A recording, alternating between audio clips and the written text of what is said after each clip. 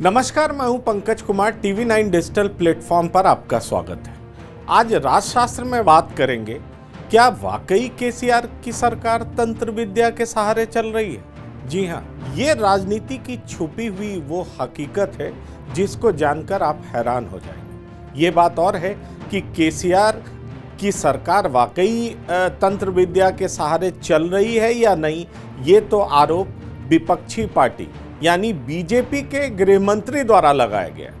लेकिन जनता के वोटों से जीतने वाले नेता क्या वाकई इतने डरपोक होते हैं कि उन्हें सत्ता बचाए रखने के लिए तांत्रिकों के पास जाना पड़ता है? जरा सोचिए, ये आरोप कोई और नहीं बल्कि देश के गृह मंत्री अमित शाह ने तेलंगाना के सीएम केसीआर पर लगाया है। और वो चुटकी लेते हुए कहते हैं कि केसीआर सचिवालय सत्ता जाने के डर से नहीं जाते हैं और ऐसा वो तांत्रिकों की सलाह पर कर रहे हैं। खबरों के मुताबिक अमित शाह ने पार्टी की मीटिंग में कहा कि केसीआर को जनता से मतलब नहीं है, वो सिर्फ अपने बेटे को सीएम बनाने की चिंता करते हैं। पार्टी की मीटिंग जो तेलंगाना में संपन्न हुई है, उसमें अमित शाह ने पूछा कि क्या आपको पता है कि केसीआर कभी सचिवालय नहीं जाते? क्योंकि उन्हें एक तांत्रिक ने कहा है कि अगर आप सचिवालय जाएंगे तो सरकार गिर जाएगी। अमित शाह ने नेताओं से पूछा कि जो मुख्यमंत्री सचिवालय नहीं जाता उसे पद पर बने रहने का अधिकार है क्या? इतना ही नहीं, अमित शाह ने यहां तक कह दिया कि केसीआर की समस्या जल्द ही खत्म हो जाएगी क्योंकि तेलंगाना में बीजेपी की सरकार बनने जा रही है। अब जरा सोचिए, ऑपरेशन लोटस अभी महाराष्ट्र में कामयाब हुआ है। अब इसके कई मायने हैं। बीजेपी तेलंगाना में पार्टी की राष्ट्रीय कार्यकारिणी की बैठक कर रही थी और इसके समापन में पीएम नरेंद्र मोदी ने पहुंचकर राज्य की बीजेपी के उत्साह में चार चांद लगा दिए।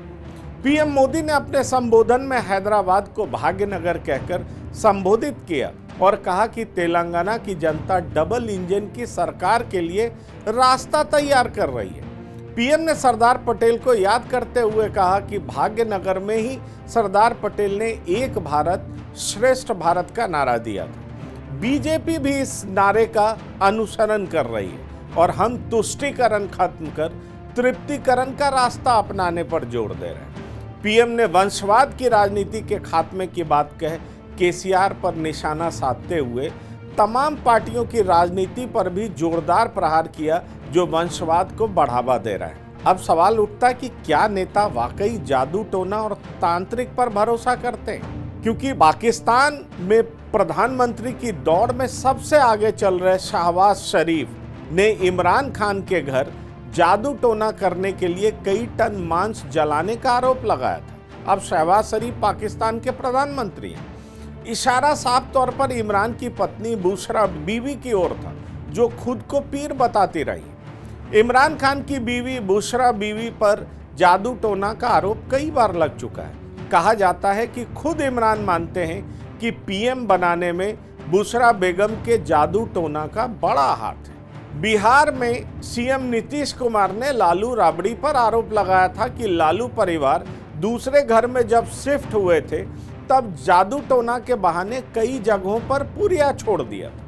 नीतीश ने बताया था कि लालू यादव ने मजाक मजाक में इस सच को स्वीकार भी कर लिया था। सुशील मोदी भी आगे बढ़कर आरजेडी सुप्रीमो लालू प्रसाद यादव पर 3 साल पहले खुद को मारने के लिए तांत्रिक अनुष्ठान करने का आरोप लगाया था। मतलब लालू प्रसाद तंत्र विद्या के सहारे सुशील मोदी की हत्या कराना चाहते थे, ऐसा आरोप सुशील मोदी ने ट्विटर के सहारे लगाया। सुशील मोदी ने लालू यादव पर काले जादू में गहरे विश्वास को लेकर गंभीर आरोप लगाए थे। सुशील मोदी ने आरोप लगाया था कि तांत्रिक के कहने पर लालू प्रसाद सफेद कुर्ता पहनना बंद कर चुके हैं और तांत्रिक शंकर चरण त्रिपाठी को पार्टी का राष्ट्रीय प्रवक्ता भी बना दिया।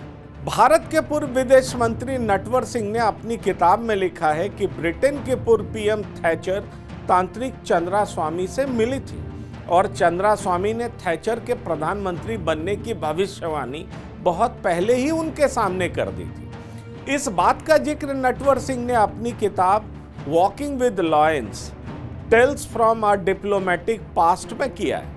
थैचर ने चंद्रा स्वामी से यह सवाल भी किया था कि वह प्रधानमंत्री कब बनेंगे। दरअसल चंद्रास्वामी से थैचर पीएम बनने से पहले मिली थी। चंद्रास्वामी ने 3 या 4 साल में बनने की घोषणा थैचर के सामने ही कर डाली थी, जो सही साबित हुआ था, और थैचर 11 साल तक प्रधानमंत्री रही। भारत की बेहद शक्तिशाली पीएम इंदिरा गांधी पर भी तंत्र पर भरोसा करने के आरोप लगते रहे। कहा जाता है कि उन्होंने एक साधु के कहने पर आईबी को अपने खिलाफ हो रहे तंत्र विद्या को रोकने के लिए पूरी तरह से लगा दिया था। मशहूर पत्रकार कुलदीप नैयर ने अपनी किताब में लिखा है कि संजय गांधी को किसी ने बताया कि बहुगुणा लखनऊ के किसी तांत्रिक का सहारा ले रहे हैं और तंत्र मंत्र के जरिए अपने दुश्मनों को हटा रहे हैं। ये पता चलते ही संजय गांधी ने यशपाल कपूर और मध्य प्रदेश के सीएम पीसी सेठी को उस तांत्रिक को पकड़ने के काम पर लगा दिया। उस तांत्रिक को मीसी एक्ट के तहत गिरफ्तार भी किया गया, लेकिन बाद में बहुगुणा ने बताया था कि वो तांत्रिक नहीं बल्कि एक वैद्य था और कमलापति त्रिपाठी भी उनकी मदद लिया करते थे। तो आप समझ सकते हैं कि राजनीति की हकीकत क्या है और तंत्र विद्या का इस्तेमाल यहाँ कैसे होता रहा है। और इस तंत्र और जादू टोने का इस्तेमाल सिर्फ हमारे देश के ही राजनेता नहीं बल्कि विदेशों के भी राजनेता करते रहे। तो फिलहाल राजशास्त्र में इतना ही। आप बने रहिए टीवी 9 डिजिटल के साथ। धन्यवाद। नमस्कार।